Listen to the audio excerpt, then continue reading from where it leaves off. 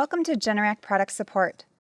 In this video, we're going to walk you through the steps to take if your engine is running rough.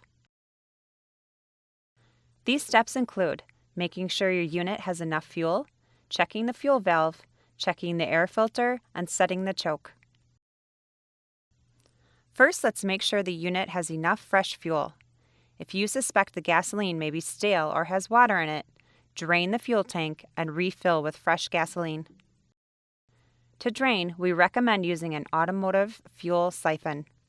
They can be purchased at your local hardware store. Next, make sure the fuel valve is fully open. A partially open valve will starve the engine for fuel.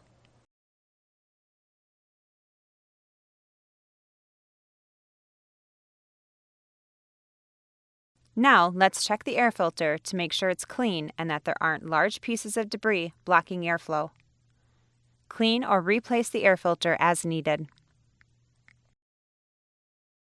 Make sure the choke is in the run position. Over-choking the unit starves it for fuel.